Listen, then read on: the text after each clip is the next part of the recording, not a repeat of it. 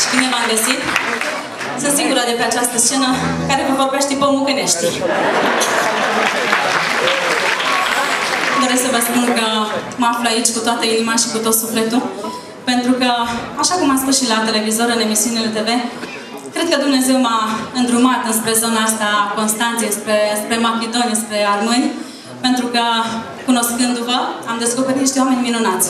Niște oameni care se seamănă foarte bine cu noi, cu maramureșenii, pentru că suntem la fel de inimoși și la fel de primitori.